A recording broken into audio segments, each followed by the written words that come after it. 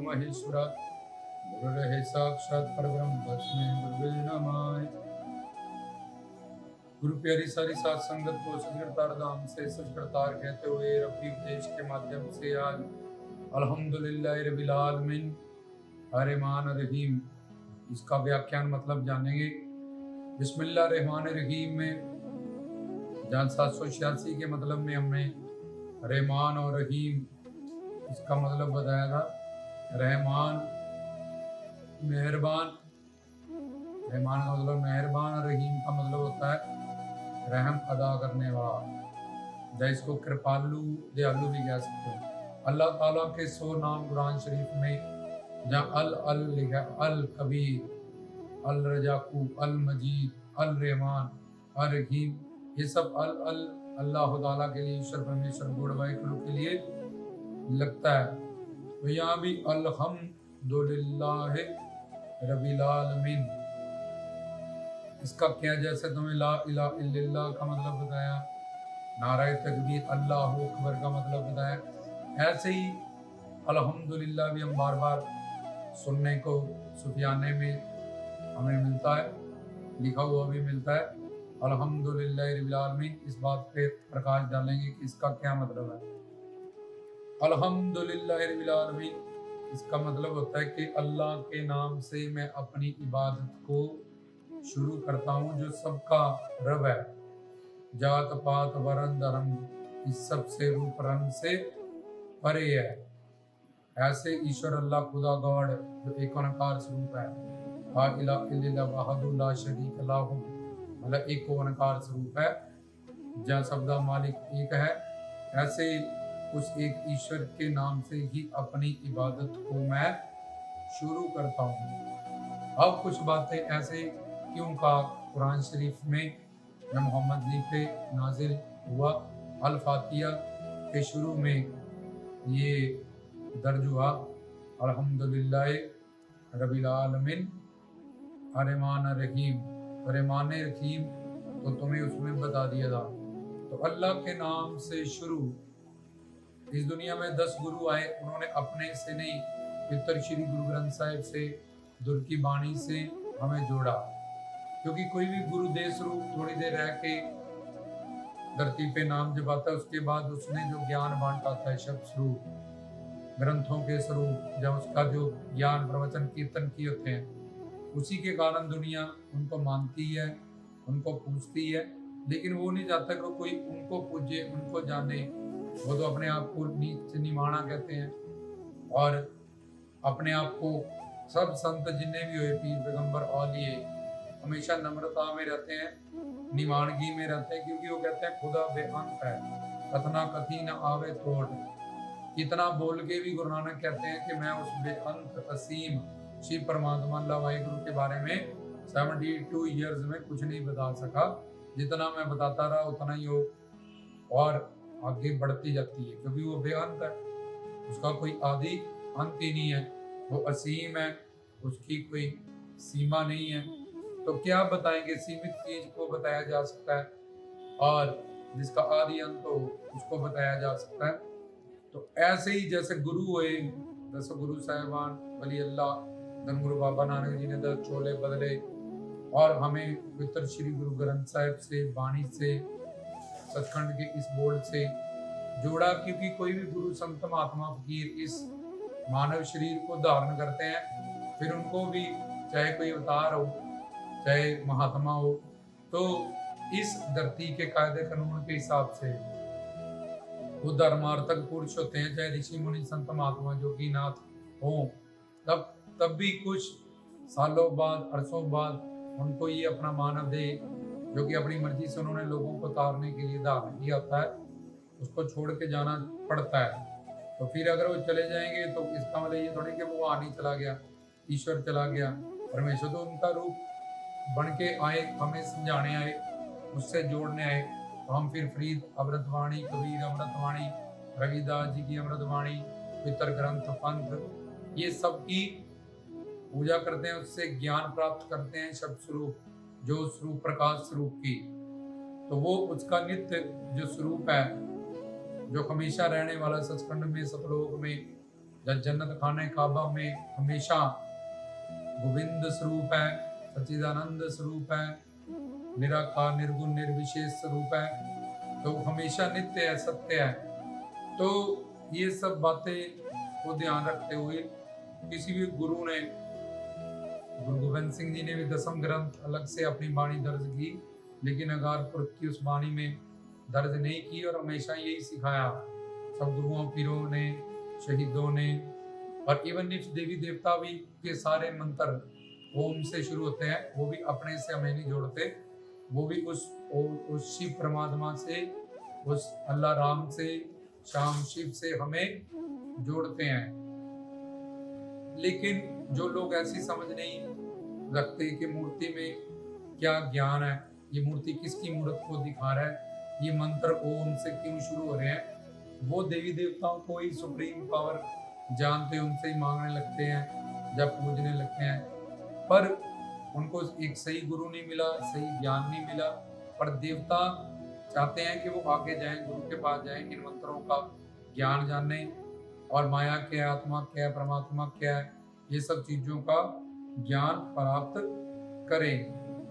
लेकिन अपने संस्कार, अपने पुण्य इतने ना उदय होने के कारण, एक सही सच्चा पक्का गुरु ना मिलने के कारण हम इन बातों से बेखबर रह जाते हैं, और अपनी भोले बाप से हम वैसे वैसे ही करते रहते हैं। तो कोई गुरु है, जय पैगंबर के आदम, डेविड, नोआ, इब्राहिम, यूसुफ, मूसा, ईसा, मोहम्मद सल्लल्लाहु अलैहि वसल्लम। मोहम्मद सल्लल्लाहु अलैहि वसल्लम मतलब अल्लाह के जो नवाजे और प्यारे, और उन पे कुरान शरीफ नाजिल हुआ, जन्नत से, सचखंड से उतरा। उन्होंने कहा ये मेरा बोल नहीं है, जैसे गुरु नानक जी ने गुरबारी मेरा बोल नहीं है, मेरे खसम प्रीतम प्यारे अल्लाह वाहे गुरु का ये बोल है। वैसे मोहम्मद जी ने कहा ये मेरे पे अल्लाह का अलहाम हुआ। मैं तो अरबी, फारसी, उर्दू ये सब जानता नहीं, पर ये मेरे खुदाबंद अल्लाह ताला ने मुझे इस सेवा के लिए चुन लिया। तो उन्होंने भी, पैगंबरों ने भी हमेशा हमें अल्लाह से जोड़ा। वली अल्लाह, पीरों फकीरों ने भी हमें अल्लाह से ही जोड़ा। चाहे हम उनकी दरगाह पे जाके उनसे मांगते हैं, उनकी दुआ पे जाके दुआ करने के लिए हम जाते हैं, और अल्लाह ताला क्योंकि वली अल्लाह है, इसलिए उनकी दरगाह पे और उनकी खानकाह में, बारगाह में जाके हम जब दुआ मांगते हैं तो अल्लाह के वजीर फकीर हैं।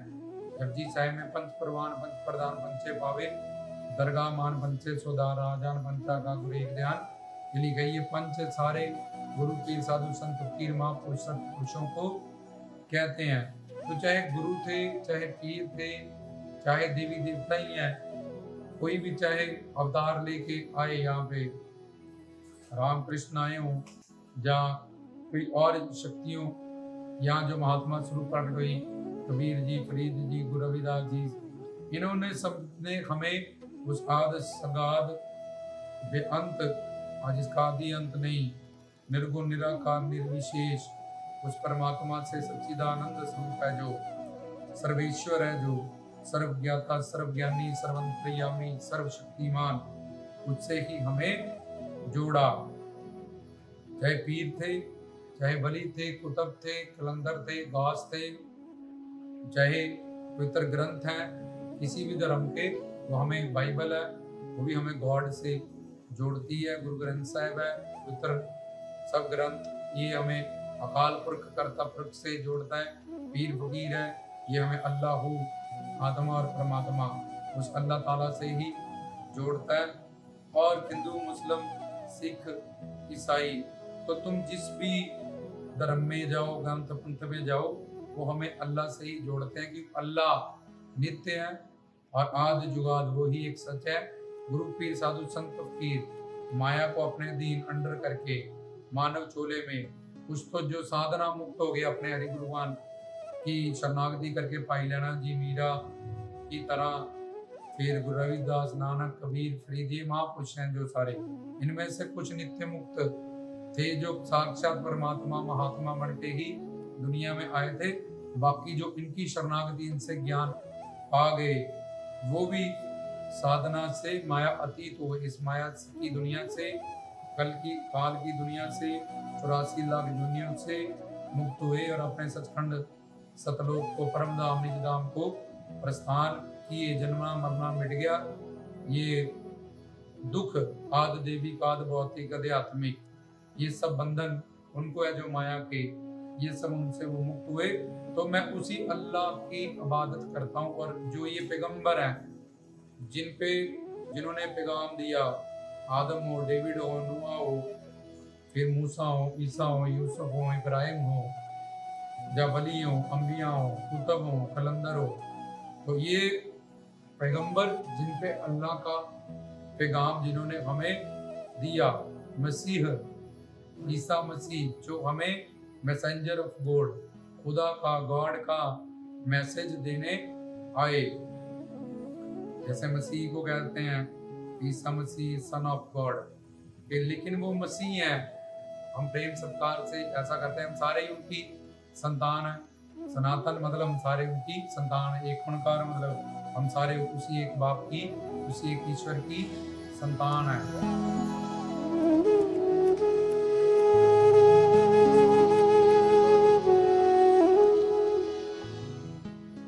तो अल्हम्दुलिल्लाह मैं उसी एक रब के नाम से उसकी इबादत करता हूँ। और उस अल्लाह ने कहा था दरूद शरीफ। एक होता है सजदा, सजदा होता है इबादत के लायक, वो अल्लाह है।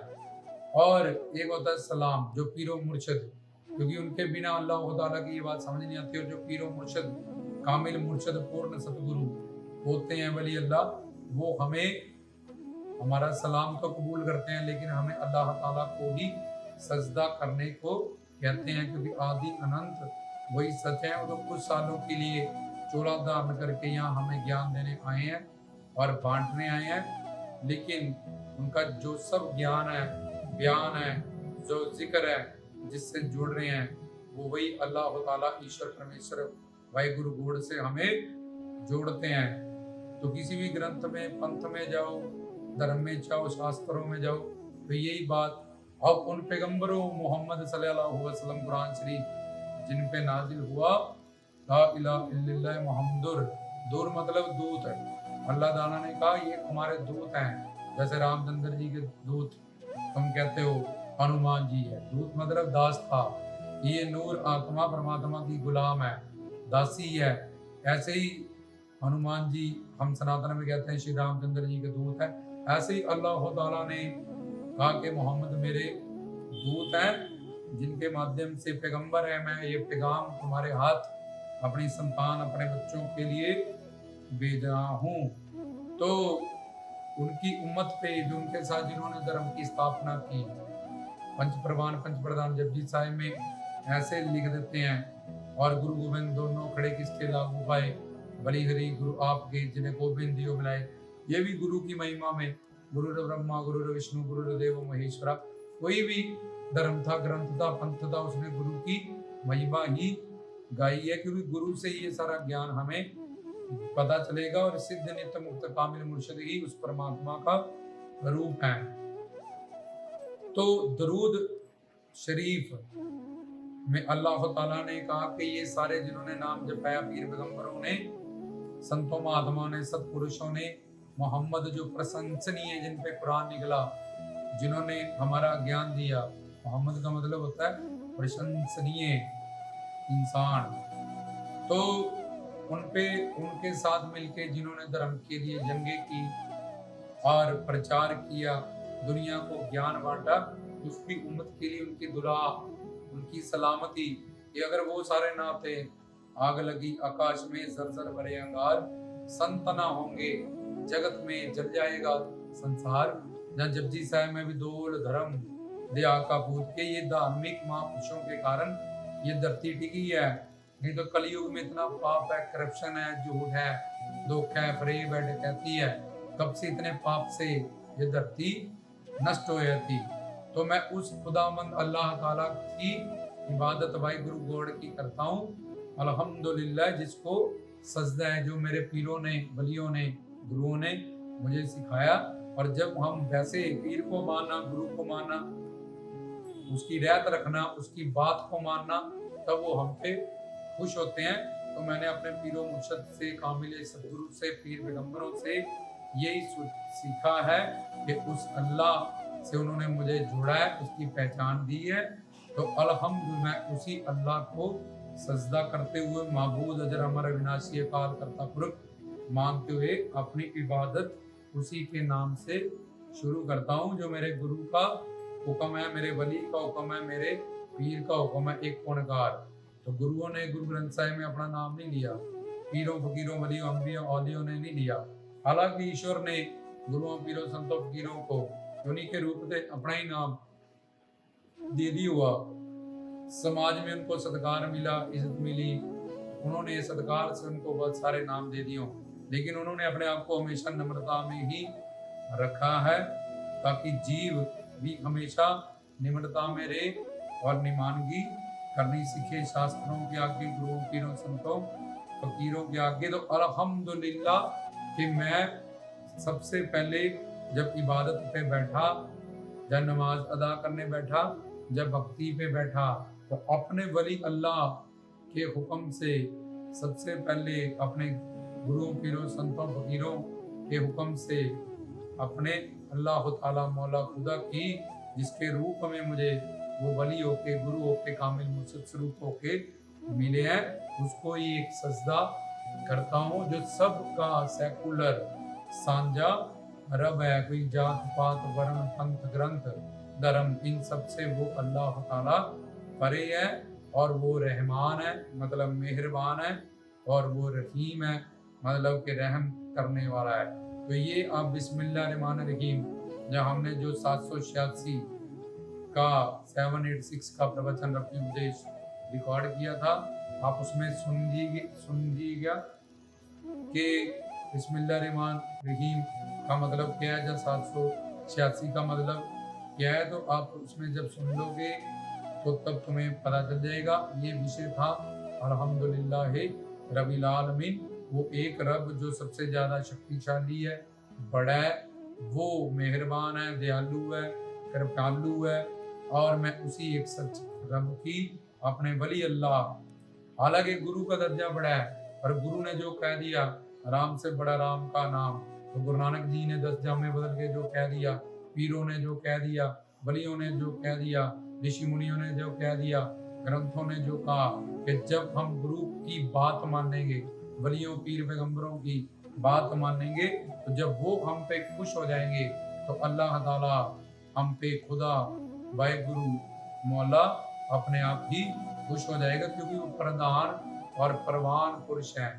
जो उनकी तन मन धन से सेवा करता है, उनकी बात मानता है, और उनकी बात मन के अपनी साधना को करता है, ईश्वर उन पे, पीर पैगंबर जब हम दरगाह पे जाते हैं, पर इस बात की समझ रखते हैं कि ये एक इबादत खाना है, जहाँ अल्लाह को सजदा, पीर को सलाम, और मोहम्मद सल्लल्लाहु अलैहि वसल्लम पैगंबरों को, महात्मा पुरुषों को हमने उन पे उनकी सलामती के लिए दरूद अदा करना, उनको श्रद्धांजलि देनी है, उनको जो स्वरूप उनके ज्ञान को अपने पल्ले बांधना है, और उसको अपने जीवन में लाना है, जिससे ही हमारा फिर पीर पैगंबर औलिए संत सारे हम पे खुश हो जाएंगे। अगर कोई जमींदार है, उसके बाप ने ज्ञान दे दिया, ऐसे ऐसे जमीन में सुहागा फेरो, अब वो ग्रंथ तो पढ़ नहीं रहा, ऐसा तो कर नहीं रहा, और ये सोच के बैठा मेरा बाप तो जमींदार था, मेरे पास तो ग्रंथ लिख के पड़ा हुआ है, तो भूखा मर जाएगा बेचारा अगर उसमें से युक्तियां प्राप्त नहीं करेगा, और ऐसा ऐसा काम जैसा जैसा उसमें लिखा वो उसने वैसा वैसा नहीं किया। सुनिए और मनिए निधि आसन, और जो सुनना है वो मानना है, और उस पर इम्प्लीमेंट करना है, उसको अपने जीवन में लाना है, तब हमें हमारी मंजिल मिलेगी। तो ये था अल्हम्दुलिल्लाह रब्बिल आलमीन रहमान रहीम का मतलब और ज्ञान। गुरुओं पीरों साधु संत फकीरों को, ऋषि मुनियों को, सब पवित्र ग्रंथों पंथों को के उस अल्लाह के नाम से ही मैं अपनी इबादत को शुरू करता हूँ, जो सबका साझा रब है। आमीन। वो मेरी दुआ कबूल अदा फरमाए, क्योंकि वो मेहरबान है, रहमान है, अकारण करुण है, पतित पावन है, कृपालु है, दयालु है और बख्शनहार है। तो रामदास की तरफ से गुरु प्यारी सारी साध संगत को सतगुरु।